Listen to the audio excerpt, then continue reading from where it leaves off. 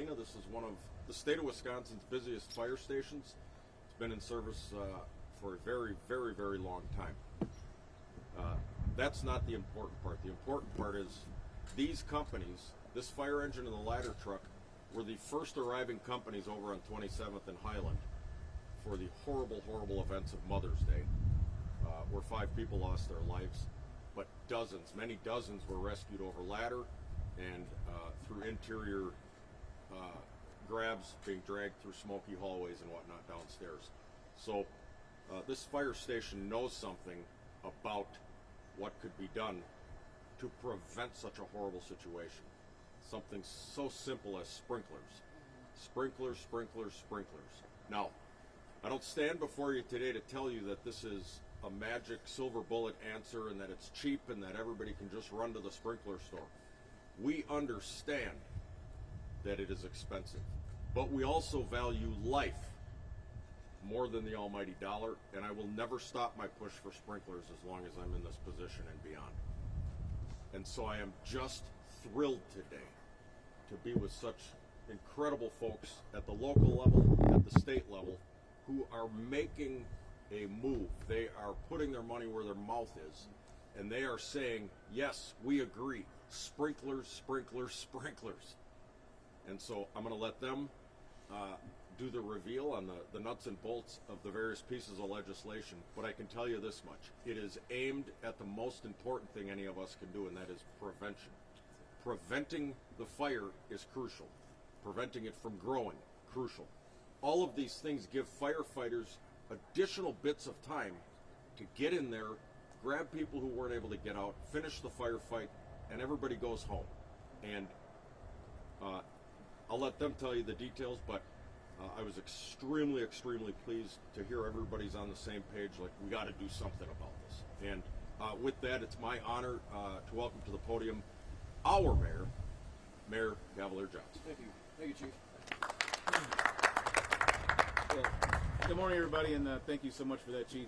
Just a quick aside about this particular fire engine, number 32 here. So when I was a kid, it's got a special place in my heart because when I was a kid, I used to live down the street on 33rd and Walnut, and there used to be a park right across the street. And myself and some siblings, we were out, and cousins, we were out playing, and some kids decided to bully a little bit, and I was sort of like the run of the litter. And when things got a little too dangerous and I needed a safe place to go, I came here.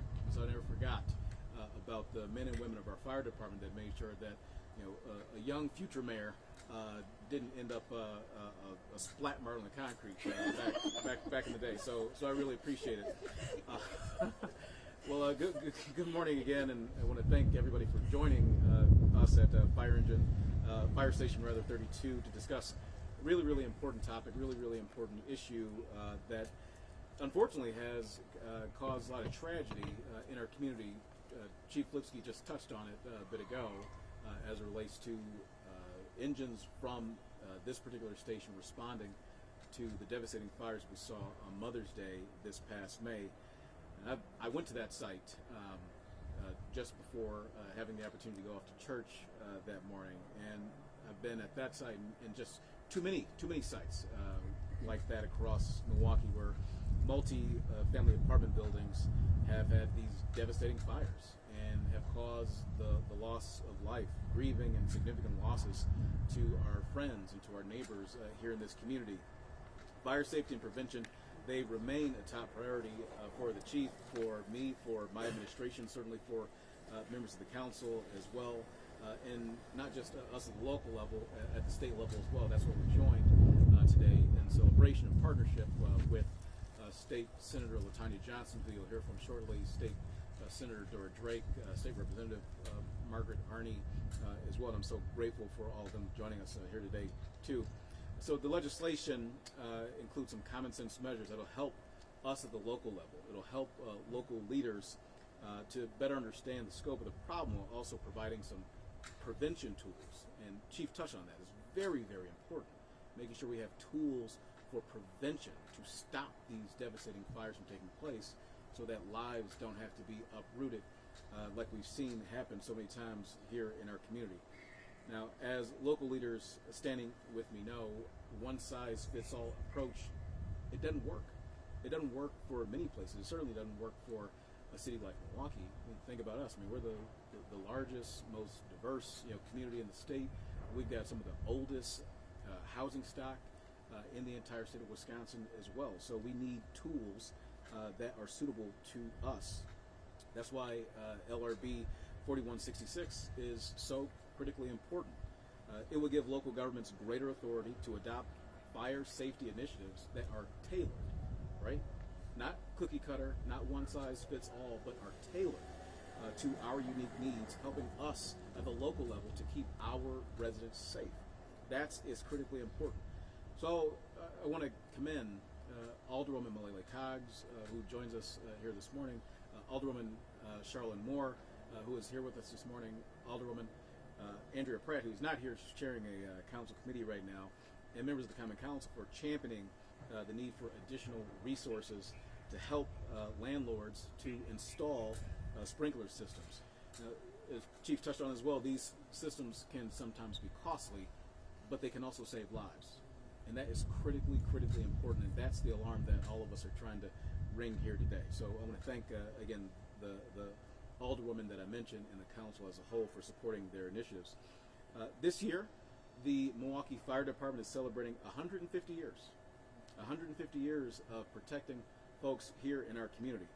And I think, and I'm sure my colleagues think as well, that passing these bills would be a meaningful way to honor the legacy and support the brave men and women of this department that go out each and every single day in order to make sure that all of us are safe. And with that, I'm going to pass the mic over to, I'm proud to call her my state senator. She is my state senator. Ladies and gentlemen, Senator LaTonya Johnson.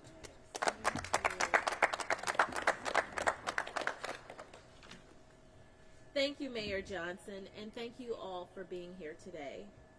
On Mother's Day, a fire broke out in a 1960s apartment building in Milwaukee's Concordia neighborhood, not very far from here. 5 people were killed and more than 100 were displaced. The intensity and spread of the fire seemed inexplicable until we learned that the building had no working fire sprinklers. This tragedy was not an isolated incident. Across Wisconsin, fires in multi-family buildings have taken lives and destroyed homes all across the state. Many of these buildings were constructed before modern fire safety building practices or automatic fire sprinklers were required, and they've been rented out this way for decades. People living in these buildings don't get to choose whether their apartments have modern fire protection. They just pay their rent in the places that they can afford to live and hope for the best. Hoping for the best isn't good enough. These bills were introduced today to work together to fix that problem.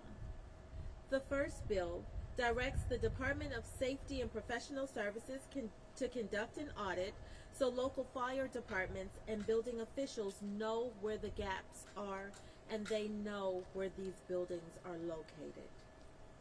The second gives landlords a way to make real improvements without pushing the cost onto tenants by setting aside funding for grants to help cover the cost of installing fire sprinklers and other fire safety upgrades.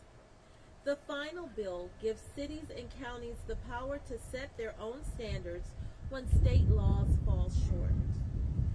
Fire risks vary by community, so local governments should have the flexibility to respond to those conditions and prevent disasters before they happen at a local level. This package takes practical steps needed to identify unsafe buildings, fund fire safety upgrades, and give local governments the authority to protect their residents. We don't need another tragedy to tell us what the problem is. We just need to fix it. And with that being said, I'd like to turn it over to my fellow colleague, Senator Dora Drew. Good morning. On this beautiful fall day, I do want to give credit to my colleague Senator Johnson, who has taken lead in working on this legislation. Also, you've heard from our local leaders, from the fire chief, the mayor himself, and our local alder people who see the issue firsthand. And it's important that these pieces of legislation is what true public safety is about. It's prevention. It's not reactive. We're attempting to be proactive. And in a place where, there are many things that our residents are dealing with, they shouldn't have to fear if their housing is not up to date and that if they would be safe from a fire. And so, co-authoring these bills, as a colleague, it are life-saving measures. They just are. They give our fire department the resources needed to be proactive. It allows our local leaders to do more.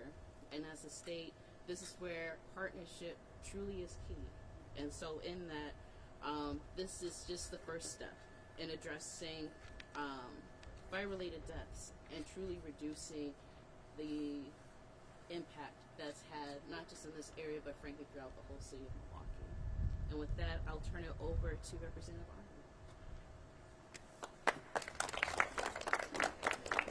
Hello everyone, I'm Representative Margaret Arney. I was honored to be part of the 23 new Democratic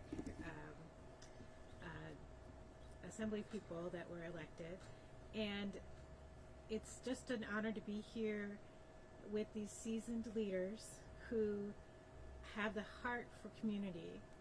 And this set of bills is timely, but it's something that we know has been needed for many years. After the devastating fire in my district, I visited the fire victims at the Red Cross shelter, and I heard from them the harrowing stories of losing all of their property because they couldn't take anything with them. There was no time. About citizens that were helping the firefighters to literally catch one another as they were coming out of windows, about the terror of this horrible smoke and having no time. And the saddest story, though, I heard was from a resident who had been burned out 2 times, 2 years ago, from an electrical fire at a similarly old building, and then again completely burned out by this fire. It has been unfortunate and unfair that our state laws have prevented local municipalities, particularly Milwaukee, from having higher safety protocols needed for the old housing that we have. It's unfair.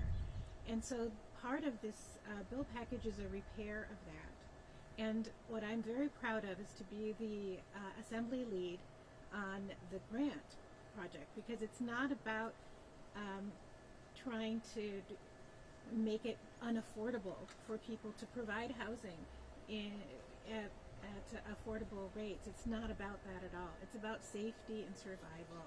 And again, I'm very proud to be part of this group and to be the new one on the block in this great company. So thank you.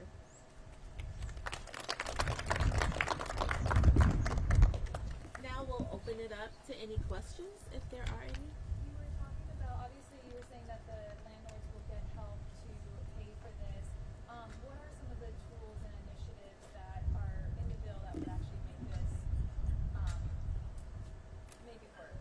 So the bill sets aside roughly about $10 million, and it's on a first-come, first-served basis for individuals that are trying to provide fire safety upgrades. It can be used for things such as fire sprinklers, to help put fire extinguishers inside residential facilities. So we understand that this process can tend to be costly, and so we want to make sure that the landlords don't have to pass that cost off to tenants, but also that there's an avenue for them to make these necessary corrections and help save additional lives. And the grant program would be landlords specifically in Milwaukee, or would it be available to landlords statewide? It would be available to landlords statewide. And how much does it cost to install like some of these sprinklers? I know Lipsky was telling us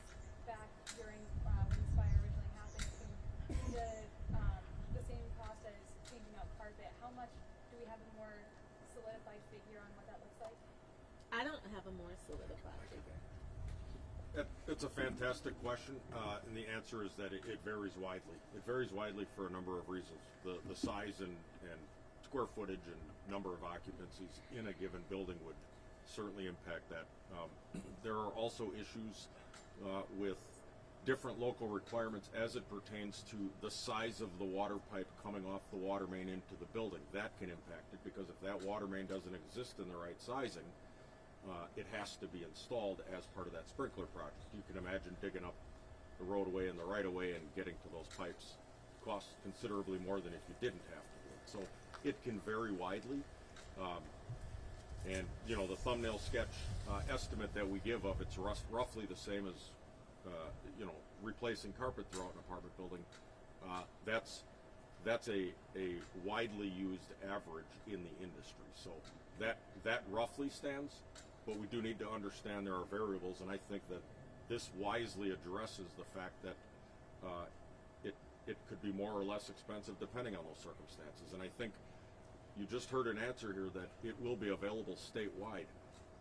Selfishly, I wish I could just get it all here in the city of Milwaukee. But fire doesn't know where it is. The fires are occurring everywhere. And so let's start solving the more global problem. I think that's a huge step forward. If you're a landlord, how do you apply for this? Wonderful question. So the Department of Safety and Professional Services, they will be responsible for developing an application process that individuals can use to apply. I know it's early on, just kind of getting this introduced. Is there belief that this would have bipartisan support, or any worry that there would be possible pushback at the Capitol?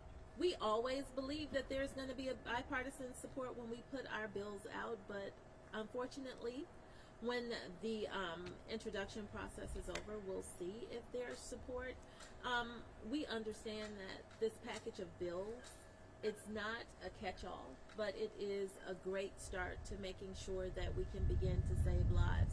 And we've tried to include every facet possible.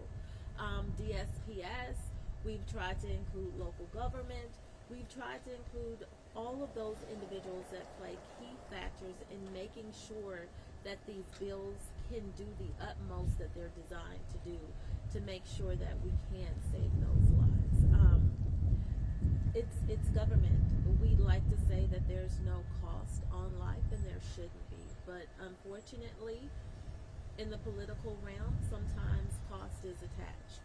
And so we're trying to do everything possible to make sure that we don't provide anyone with any excuses for not making sure that they do the right thing by people who reside in this state. Is there a rough estimate of how many apartment buildings in Milwaukee are in need of sprinkler systems? We are working with the Commissioner of the Department of Neighborhood Services. Stand by.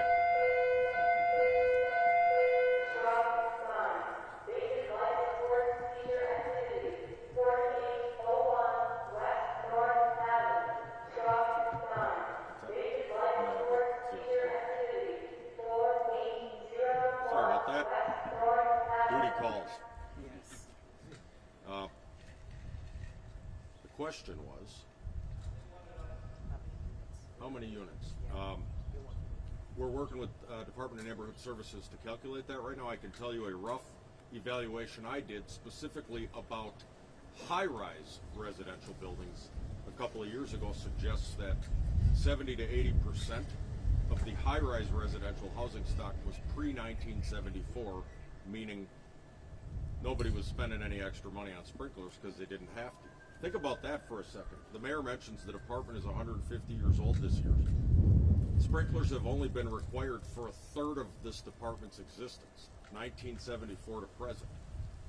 A ton of fire fatalities in these buildings over the years, and we're 50 years into this being required for new construction only.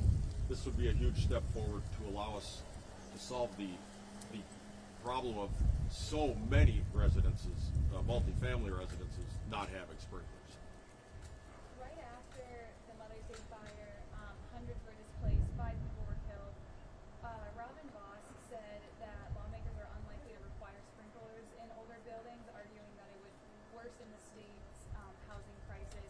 you guys talk to Voss?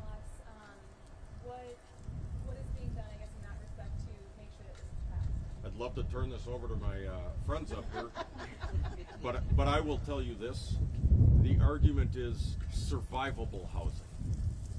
Survivable housing. Don't talk to me about affordable housing if you're not going to make the housing stock safe. Survivable housing. That's the answer. Because we can require it for all the new buildings being constructed. The same problem exists for the Milwaukee Fire Department, and that's in the meanwhile. And in the meanwhile, we've got thousands of housing units in multifamily dwellings that are not sprinkled. That doesn't go away. Those buildings age. Every year they get 1 year older, more deteriorated. The fire risk goes up. So, survivable housing. I'm all about affordable housing. Make it survivable. Maybe skip the granite countertops in the apartment unit and put life-saving sprinklers in the building. Okay, so this is Senator LaTonya Johnson saying this. So here we go. We have too many elected officials that are also landlords, making the decision as to whether these facilities should be equipped with life-saving equipment, such as fire sprinklers. Of course, it will cut into their bottom line, which is why we tried to create the grant to ensure that we take away some of that burden. But until the people who are elected to serve, the people who are dying in these fires, until we put our priorities aside and address theirs, I think we're going to continue to see pushback. But the reality is that if people are paying their rent, they're paying for safe places to live, the very least that they should be given is a safe place to live. And I don't think that there's any renter or homeowner or any individual who would think that anyone deserves any less. So it's about time that we start addressing some of our elected officials and their priorities and make sure that they align with the residents of the state. One And that was last Senator question. LaTonya Johnson.